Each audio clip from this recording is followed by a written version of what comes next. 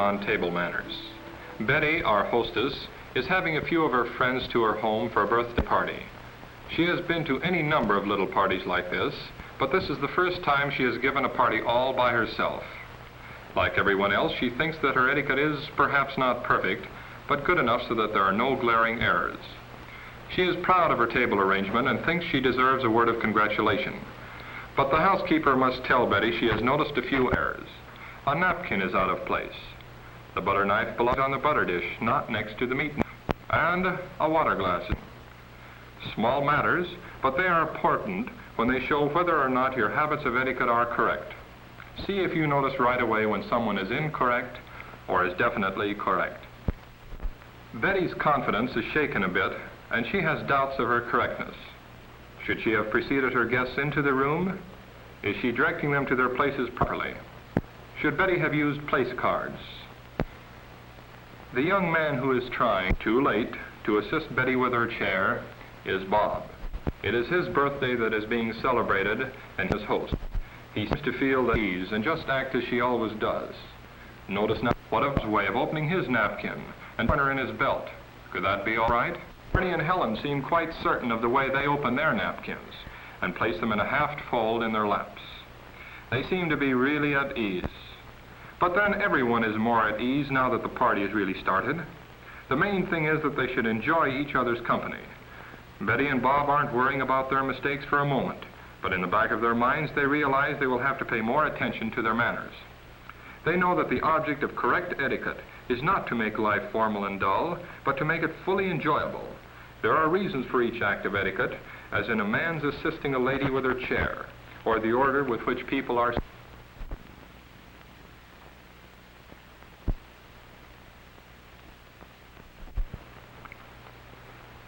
Bob is hungry, and the soup looks good.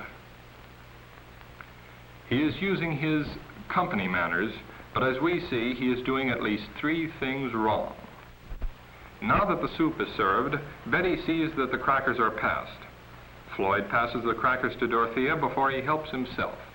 Should he have helped himself first or not? Bob is eating before the others. What about that? Apparently the guests are waiting for Betty to pick up her spoon before they begin. Dorothea too starts, and they all But naturally, the guests give no indication of having noticed any error on Bob's part, since that in itself would be impolite. As the relish dish is passed, Bob takes a handful and puts them on his service plate, and back he goes to his soup in the same old way.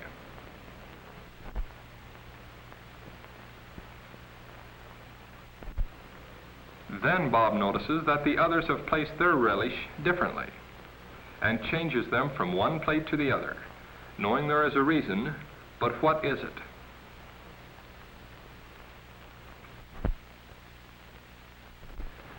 But having made the change, Bob is glad to see Betty has noticed that he corrected himself.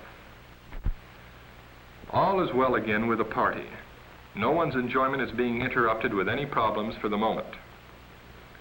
Betty now is running into some problems of her own, things that she hadn't thought of until now. That elbow on the table isn't one of her problems because she isn't even aware of it, but she is aware of the olive as a problem. Is there a correct way of eating an olive? Shouldn't you just pop it into your mouth and eat it? But then how do you take out the pit? With your fingers? And when you have the pit, where should you place it? Floyd seems to have confidence in his way, but also too many fingers. Betty thinks she might try Floyd's way. Betty hopes that she doesn't look as awkward as she feels. Now our hostess feels better about the olives, but right away she sees something else. Dorothea is breaking her celery before taking a bite. It has always been just celery. You ate it in whatever lengths you found it. Is it easier to handle in shorter lengths? And does it look like a smaller bite when you dip it in the salt and then bite off a portion? Bernie and Helen don't seem to be concerned with any problems. Bernie eats a radish and simply enjoys it, and he seems certain of himself. Helen is even tipping her soup plate for a last sup. Can that be correct? Certainly her manners aren't interfering with her enjoyment of the party. As host, Bob is expected to serve the meat course. At home, his father does the serving. It looked perfectly simple, and it is. But if you were in Bob's place, would you know positively what to do? Which serving implement should he use? Should he just go ahead as best he can? Dorothea is looking away so as not to notice. Bob still isn't sure of what to do, but he can't hesitate forever. That amount seems too much. A lady is not flattered by being offered a portion the size that might appeal to a hungry lumberjack.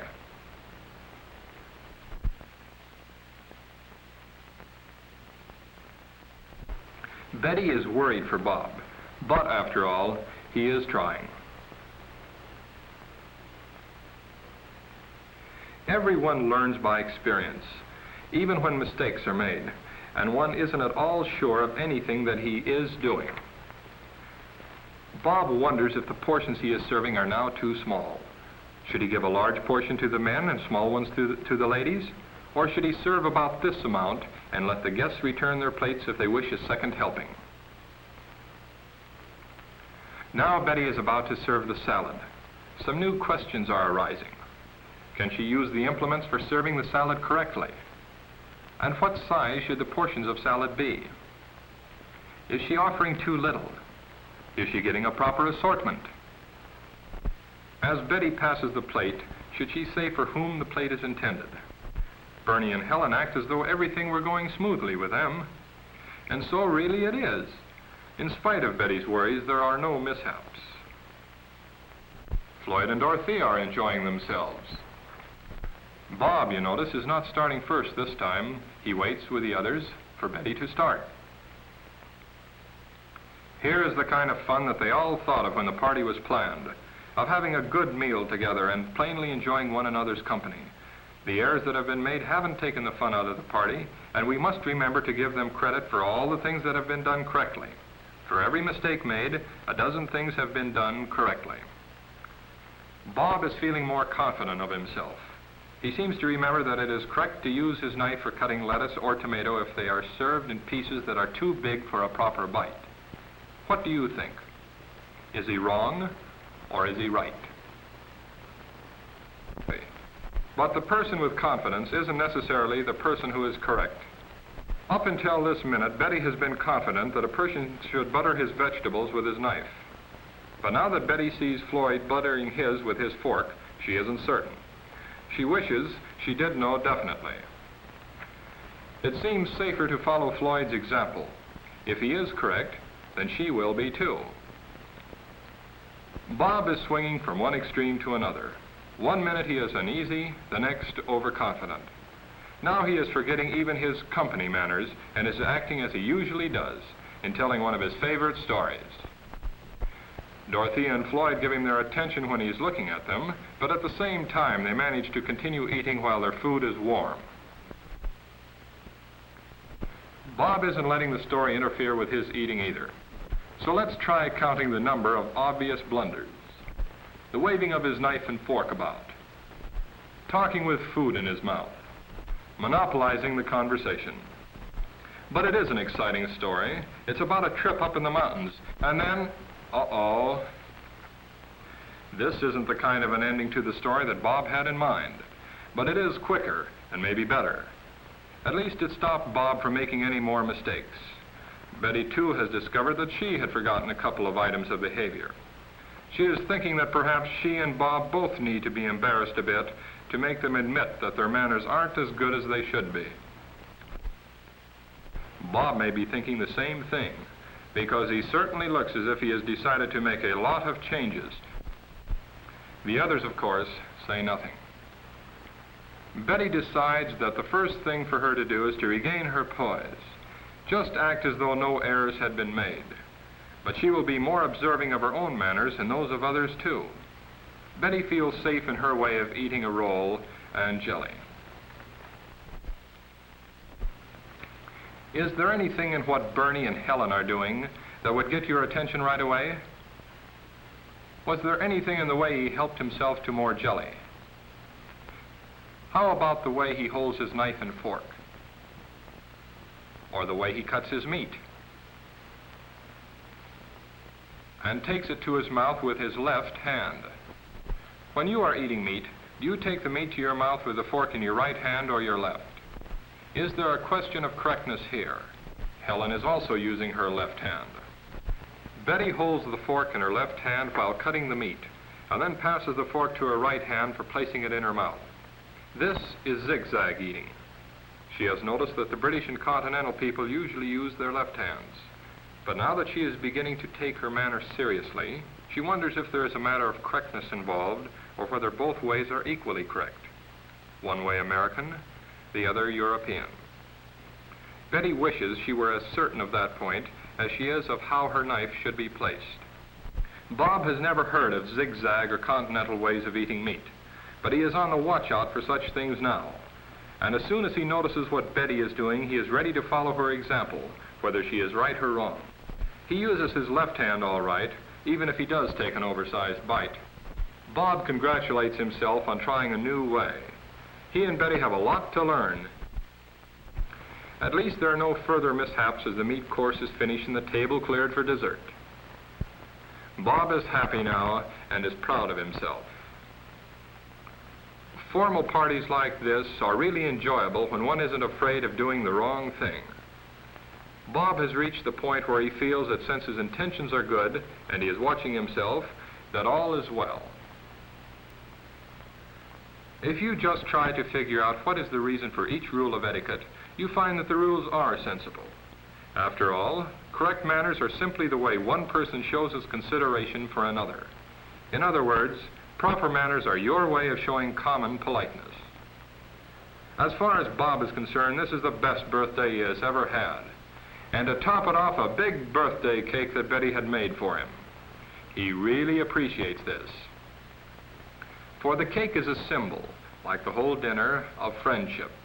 A very delicious symbol of the regard that Betty and her friends hold for Bob, particularly Betty.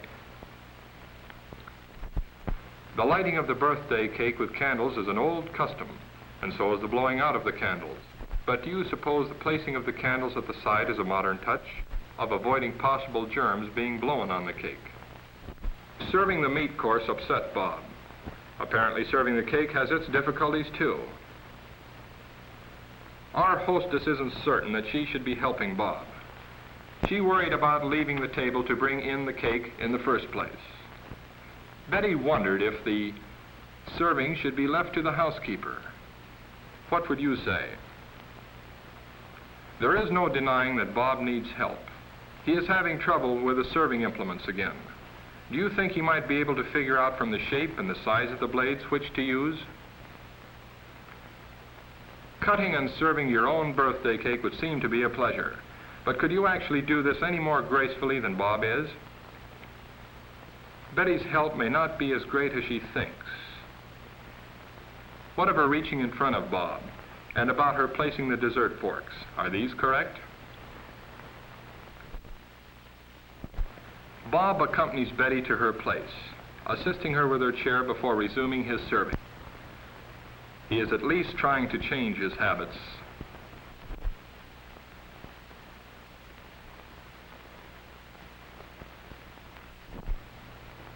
And you notice, he forgot his napkin and sat on it.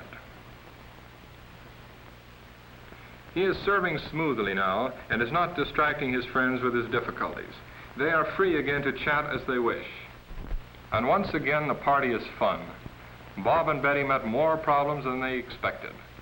As we are seeing, people like Betty and Bob, who want to entertain their friends and have good times together, forget that poor manners can really interfere with the fun of the party. There is no fun in being worried, unsure, or ill at ease. It is much simpler in the long run to face your problems, find out what the correct answer is, and then when you act in a way that you know for certain is correct, your mind is perfectly free. Of course, all this isn't accomplished just by wishing. There are still habits that have first to be detected and then broken. This is hard. Then new habits have to be formed. But a little study of etiquette will help greatly, and lessons are all practical. Once you have formed correct habits in your manners, you will find that they give you a sense of confidence. That is a reward in itself. Our party is ending. But let's hope that for you it is, in another sense, just a beginning. As you think of Betty and Bob and their problems, compare your own manners. Don't forget that it is by their manners that polite people the world around show their consideration for one another. A dinner party is just one way of enjoying company of your friends. A good meal, good company, real enjoyment, that's what a dinner party is for.